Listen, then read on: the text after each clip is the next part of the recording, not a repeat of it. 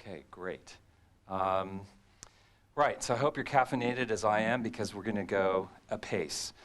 So this is about big data and what happens when it meets HR. And here is the punchline for the talk, which will go better. There, when this works, okay. What I'm going to try to say in several different ways is that to get value out of big data, what you need to do is somehow make it small. And a fantastic strategy for doing that is to make it visual. So here's how we'll proceed. I'm going to talk, actually, James, I'm going to help you with, there he is. I'm going to help you with the insight thing, because that's sort of a theme of what I'm talking about. So it's fitting that we're going to be here in the Insight Center. I'm going to talk about value, insight, and action, potential HR applications of big data. We're going to just kind of cover off quickly what is big data really. Then I'll talk about what I mean by making it small and visual, just a couple of illustrations, and then I'll give you some questions to ponder, particularly from an HR perspective, and then come to, at the end, a metaphor to help us understand a little bit about how we go from insight into action with data. So, if you don't remember anything else, here's the talk in a nutshell. Okay, so the value of data really is a function of the action that you take as a result of somehow engaging with data. If there's no action, there's really not much value to the data. So how do you get action? Well, that's a function of insight. And you know, how do you get insight? Well, you need some decent data to speak to whatever the phenomenon is. You need some analytics to sort of boil it down. And it really does help in the boiling it down part to make it visual. And I'll show you some examples of that, where we look for patterns and also for process. So, all right, actions, great. Well, what does that mean for HR? What kind of action? Here's a few that matter. Hire the right or best people for the job, assess individual performance fairly, know what each person really needs next to grow and thrive, and identify and stem kind of unwanted attrition, spot risks of that, make appropriate efforts to keep people rather than lose them when you don't want to, spot and mitigate employment risks so that people who are doing things that will get themselves and you in trouble are, you know, having sort of helpful guides away from that behavior. And then foster an organizational culture that is motivating. All of those are good things that we can do. And as we think about what's going on now, data and analytics are offering new capabilities that speak to all these kinds of things. And of course, for a long time, we've had, you know, ERP systems and HR information systems that do a good job of this. And this slide is uninteresting because all of the boxes are checked here, which is just a simple way of saying, really, across all of these potential applications, we have new data sources coming from social media, from email, metadata, and content, and also from specialist startups and providers of new kinds of analytics and services that you might want to engage with. So what this is kind of a dizzying array of different things that you might start to take advantage of, and it leaves you a little bit like, what do I do? How do I get started? So I could just give you a bit of an orienting framework to how I'm coming to this topic. So a couple of personal stories for me of experiences that I've had. I'll stop briefly and explain what I do in my day job. I'm a cultural sociologist of the quantity variety. I mine all kinds of media and text for patterns of association that tell us how people are changing their thinking about different topics. And it turns out that you can use that to study the dynamics of markets and movements, but you can also use it, as I was asked to do at one point a couple years back, to figure out where employees might be starting to get into things that you really would prefer they'd not. So we took 5 million emails for about 2,000 employees of a company that were gathered over 3 months, interviewed HR professionals to figure out what kind of employment risks we ought to watch out for, decided that we would look at discrimination and harassment. And what we found is actually there was a lot of racy content that was just commonly circulated in the email system as sort of a matter of business. Not quite as racy as the sort of 20-somethings at the marketing firm that my daughter just started working for a couple of weeks ago, the stories. But surprising to me, I guess I'm old, and we found, in fact, a romance that was between a senior person in the treasury function of this company and a senior banker at the bank, where they had their primary banking relationship. We didn't really go anywhere with that, but we realized that we could do a lot of this kind of nature. I'll come to more that's being done commercially on this now. The second story, recently I'm teaching MSc Business Analytics students, and we just did a project literally in the last couple of weeks ago where I had them use anonymized social network data in a people picking project where they're trying to put the best teams together. And I'll show you some of the work they did. It was very interesting. They were better at picking leaders actually than picking kind of the right configurations for teams. It doesn't sound easy to pick leaders. It's even harder to get the alchemy of teamwork right and put people together that will be productive, particularly from anonymized data. But just to show you a few things that they did, they were able to use all of the picks that people had of each other as a series of zeros and ones. So we turn that into a vector, and we can compare these vectors and see how different people's picks are. So we could see flexibility, and we put together measures and have a theory that flexibility is probably good in a leader. We had another group that kind of had a multiple layer approach to putting together several different measures to identify the leader. And I'm not of course expecting you to understand all of this. I'll come to the punchline in a moment. Or perhaps I should have said there will be a pop quiz later. There we go. And there was another team that did a great job of sort of using this dendrogram type thing to figure out where there are people who are making essentially exactly the same picks for all of the people that they were picking for across 4 different teams. So it gives us an idea to say, here are people who probably have fairly similar tastes in people. All of that coming from anonymized data. And the thing that really impressed me out of all of this was that the things that the students were doing add up to be as sophisticated and sometimes better than even companies like this one, Volumetrics, having read up on what they do. They were just acquired by Microsoft not too long ago. This is becoming a fairly large activity that organizations are increasingly using to do a number of different things about kind of better managing their workforce. And all the things that I just showed you, the students did in 1 week with the right background. Pretty impressive, actually. So all that is to say, this stuff is starting to become something that we can really teach people how to do and even teach them how to do it quickly. All right, so fine, great. There's stuff out there happening to us, happening around us, but let's cover quickly what is big data really. So there's a lot of confusion and even quite a bit of fear about this topic of big data. What are we talking about anyway? What is big data? Well, here are a few possibilities. People commonly talk about the 3 V's: volume, velocity, variety. One person's volume is another person's small data set, but if you're getting to new levels of data that you've never looked at before, then that's volume for you. Velocity is increasingly becoming sort of real time. Variety is the real challenge, because now what we're starting to do is put together multiple kinds of data in many different sorts of analyses, and that really challenges us to think differently about data models and analytics. So that's a common thing, but people will say, okay, well, isn't big data just cloud, or is it digital marketing? Maybe it's digital strategy. What's the difference between those two anyway? Maybe something to do with analytics. Could that be what it really is? Maybe it's just fancy statistics, or perhaps it's, I'm straying too far, aren't I? Optimization techniques to sort of understand the best configuration of something. Or does it mean machine learning perhaps, or using unstructured data, or the loads of different applications that we see, social and mobile, workforce particularly, or people analytics being a big category, retail and CRM, et cetera. All of these things are kind of attached to big data, and that might be what people sort of have as an understanding. Also, we should acknowledge that people will say, well, big data, isn't that just sort of big brother, lots of people watching over me and sort of knowing everything I'm doing in a way that creeps me out? Why is this a good thing? Let's not get too excited. Probably the biggest question that we have to answer, though, is all of this just one of those sort of fads that's going to blow over eventually? And we'll be back to doing the stuff that we've done before, just doing slightly different stuff, and this is all much ado about sort of ordinary kinds of changes. Or is it something bigger? And that's what we're going to try to figure out. There are lots of questions behind that big one.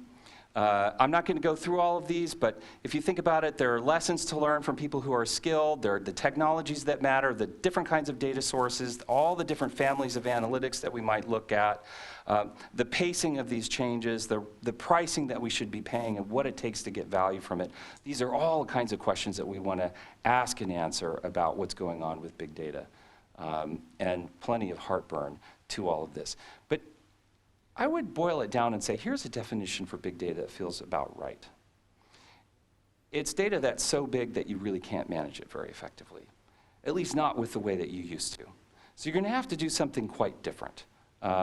If it's already just kind of an incremental scale up to what you did and you don't have to change many of your systems, you can claim it's big data and pat yourself on the back, but most of the people that are doing things that are fundamental are having to innovate, change out lots of the different technologies that they have in order to be able to manage it. So here's a simple strategy for value creation. I've already given you the punchline of the talk. To make the most of big data, make it small. And I intentionally use the word, it in a big IT there because information technology plays sort of a vexing role in all of this. So that sounds like a really simple strategy. So simple, I could just be sort of blowing, kind of easy words at you with nothing really behind it. So how do we do it? What are some of the tactics for making data, big data, small? Well, one thing that doesn't work is just leaving everything to IT. And I say that as a recovering engineer and quite a propeller head in my own right. Why would I be so kind of potentially unfriendly sounding to IT? IT is one important part of the equation. But really, if you're going to get value out of big data, it's a matter of having some sort of an idea of how that's going to drive forward what your customers are looking for, what your key constituents are looking for. Ultimately, it's going to be a business decision maker who needs to hold the vision for that and drive that forward. And so IT often sort of comes to the big data thing. Give us some money, we'll build you a great system, and out of it wonderful things will come. But if there isn't sufficient partnership with the business leaders who are going to drive that, then it tends not to go anywhere, except for perhaps making a big hole in the ground. Successful cases that we see over and over again are a matter of a business leader having a vision for something that's going to be done differently and partnering up with IT people and frankly driving the IT organization harder than it is the IT organization driving the business. So that's a key recipe for success. Don't just leave it with IT. Another thing that doesn't work is just going with your gut. Even if you have an impressively expansive gut, you're still going to want to look beyond that and figure out how it is that you can make data small enough that it feels like the kind of thing you'd like to make as a gut decision, but you didn't actually have the confidence to sort of say, this is exactly what we need to do. By the way, good analytics often confirms what you think is probably right, but you're not confident enough and you can't persuade people enough to do it without the analytics. So how do we do this? Here's a perspective just on the whole thing of big data. Data is like the sea. You can drown in it. So beauty is often in the details.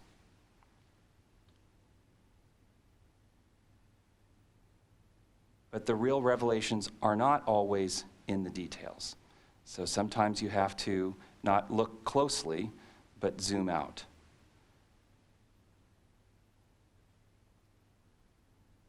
To see the big picture. And that's what's really amazing. So whether you're looking at the details of a very large data set or simpler configurations in smaller data sets, what matters actually is not the size of the data, but the insight and the quality of the insight that you're able to derive from what you're looking at. Across all kinds of projects, what you see as a very common approach is what would just be the very standard classic discipline of empirical analysis. You first describe what you have very carefully. Understand the different distributions of different data that you have, clean it up as needed, figure out what kinds of properties you can derive from it in terms of computed measures, and then be able to start to evaluate it and simplify it somewhat. Once you have that, you're in a position where you can start to test some hypotheses and explain some things, and then you can get to the place where you can predict. and even start to make decisions with the systems that you build. So that makes a simple acronym that kind of helps you remember the whole process. But if you do this enough, you don't need even the simple acronym. It's just what you do. This is really nothing new for researchers. This is what any quantitative researcher would do and has been doing forever. So we don't necessarily need a new framework for this, but it is something that is drawing on a lot of wisdom. Having said that, researchers are not business people, and translations to business are really required. So just sort of looking at something for its own beauty and its own sake is typically not going to give that business decision maker, that wow factor. So for example, we want to be very good at identifying anomalies and figuring out when they matter. That's not necessarily the thing that you do when you're really training to figure out what are the central tendencies of something. Often it's those weird cases that don't fit the framework that prompt you to theorize new things. So that's really important in business. That one strange customer. Experimentation is something that you want to be very good at doing with analytics. You want to figure out kind of whether it's paying or not and hold yourself accountable to that so that you're not doing things that are not paying. And then, of course, direct resources to the things that are working. Sometimes in academics we do that, but we tend to do it a lot more slowly than what happens in business. So all of these are changes that have to happen to make analytics work. If you're good at all of that, you still face this key problem. Nobody understands what you're on about. You're speaking a language and you're talking about analytics and data and you're saying, I've just ran this multinomial regression, and people look at you like, what are you talking about? And you say, these are the results that I got and this is what it means. And they say, well, why can't you just use a correlation? Because I understand that. And you say, well, because the dependent variable that you have doesn't follow the assumptions of that particular model. And at that point, they want to hit you. And you feel like, yeah, but you're so stupid. And you get nowhere. So this is a big challenge because people who are very good at analytics really care about getting it right. Because getting it wrong can sometimes mean that you're making exactly the wrong decision off of carefully collected data. But to get it right, you're often talking about things that business decision makers will not understand. And therein lies the problem about needing to make big data small somehow. You can't just use all the polysyllabic gobbledygook and get very excited about all the methods you have if you haven't figured out how to translate it into something that people can understand. So, to get value out of big data, we want to make it small and we want to make it visual. And let me describe a little bit of the kind of new breakthroughs that are coming along that are particularly exciting, I think, for this agenda. So, So getting through something like this maze is pretty overwhelming. You can do it, but you need more patience than we typically have. But we can take this sort of a structure, we can apply an analysis to it, and then visualize it in a way that we can say, let's find our way through that maze.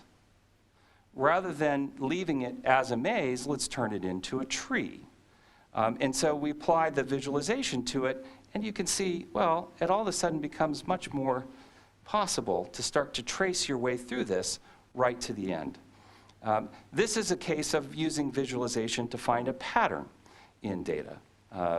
We can also use visualization to understand the process that's going on with a particular procedure or analytic or something that we would apply to data. So if you write a lot of code, you might look at this algorithm here for Floyd's cycle finding in a graph and kind of know pretty much what it does. That's not a lot of people, it's some people. If that's not you, then probably what you want to do is to see how it actually works. I'm going to tell you how it works and then we'll watch it. We have two different starting places here, the green and the orange. And the orange is going to go at twice the rate of the green until they meet. And then it's going to start over again with those different points. And where they do meet, that's going to be the point that closes the cycle in this graph. So if you were studying something like the social network analyses that my students, see if I can get this started, there we go, where you need to define the chains that came together, this would be a method that you would use. But of course, if you were trying to do something like rationalize your supply chain according to places where you had sort of loops that you didn't want, you might feel a little uncomfortable about pulling the trigger to sort of change everything that you were doing if you didn't have an intuition about why what you were doing to your data was reliably giving you the structures that you were looking for. So what we want to do is we want to use visualizations to see patterns that people make decisions based on, and also to see processes that are going to end up pushing them toward conclusions. Here's another example of the same kind of thing. This is a very simple sorting algorithm that goes through and breaks the whole series of unordered sticks, and the sticks are, you can think of them as quantities that are indicated by the different angles, and when they're all non-overlapping, then they'll all be sorted properly. This will continue, and you can see what we have is we're getting into bigger portions of the array that are sorted, and eventually we'll get down to quarter, half, and then it'll all go together. You can start to see this happening now. And if I show you, like when we're done with the whole thing, just to keep this moving along, it looks like this. So what we were watching was going through all of these successive iterations until it's finally sorted. Now, for somebody who's trying to figure out how to do this better, to see how the whole thing works really gives you the intuition to understand what is going on. And if you're not quite sure that it is going to work at all, then it really helps to see how it's proceeding so that you can start to believe in it enough to take some decisions that would move you along in whatever it is that you're trying to do. Okay, very interesting, Mark, but these are toy problems and we deal with real-world problems. Very good point. But we start with toys and we work our way up to things that increasingly model what's going on in the real world. So here's one example of using the kinds of analytics that are new and starting to make things visual that shows you that you can adapt almost any kind of analytic to things that are complicated real-world problems. An organization was trying to figure out when it comes to smart buildings, what are they? Do we need to care? Frankly, they wanted to have an answer that came back and said, you don't need to worry about it. You've got a profitable business already in the equipment that you make. You can safely disregard this. It's a bunch of PR. Okay, so we took a look at this and said, well, let's see what a big collection of media will tell us about this by analyzing the structure of this market. And there was a ton of analysis that was done. I'm just going to show you one slide, or a couple of things pulled together. A is the company that was asking the question. In 1998, A was the largest share of mindset, and you can think of each of these arcs on the circumference of this as being proportional to the mind share of the combination of the firms that are in this and then the attributes of the market. So they were the largest firm, and they were most associated with the most dominant feature of this particular space. Fast forward to 2013, and this is an unfortunate change. It means that they're now a much smaller portion of what people are thinking about when they talk about this market. And the thing that they were famous for and kind of owned in 1998 has also become much smaller over those years.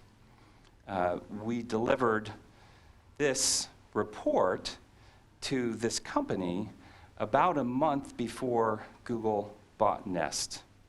We came to do the meeting after Google bought Nest. And it's not an exaggeration to say that the executives that we were giving this report to were actually quite angry when we showed up. I'm not a very good consultant, I think, because it didn't go very well. But I think that's because they knew that we were on to something and they didn't like what it was about. Now to the metaphor. So you're trying to get value out of data. You're trying to make big data small and make it visual. And back to those HR applications that we talked about before. It leaves you wondering, okay, well, all of those that we talked about, do any of them really matter? Or back to that sort of fad question, is this not really a real deal and it's just going to blow over? Here's a metaphor. The interiors of modern cruise ships are really spacious. I mean, that's That's pretty, I haven't been on one like that, but that's pretty cool looking. It almost looks like some of those, older art of space stations or something. And sometimes they're even also very luxurious. Here's another kind of boat where that's not so true. So these little yellow boats are not so spacious, and they're not luxurious. So you might think, well, why would you ever want to get on one of those boats? You thought that getting onto an airplane and having economy seating was bad. Look how people are packed into these things. Capacity 150 persons. The only way that happens is when you have even less leg room and elbow room than what you have when you're chewing on your kneecaps in the coach section. And the boarding process makes flying look really easy. If you're claustrophobic, this is not for you, because you're jumping into this little tube to drop down into the thing. It just doesn't seem appealing. You think, oh, hang on, I don't want to do that. And actually, this is a deep point. Because if you're managing an established, successful business, you're on the big boat. And you really want to stay there. You don't want to get on that little yellow boat. You don't want to dive down the tube. You don't want to sort of be packed in like sardines. It does not seem like an attractive proposition. Still, even if you are on a pretty big boat, and what we're looking at here is a boat that was called the Wahine, and it was an inter-island ferry that went between the North and South Island of New Zealand. And on April the 10th, 1968, this boat encountered some rough seas. And if you're on a pretty big boat like that, there are times when you might want to get into a small one instead. And that happened to this boat on that day. Of course, you only want to do that if you act before it's too late. The Wahine did sink.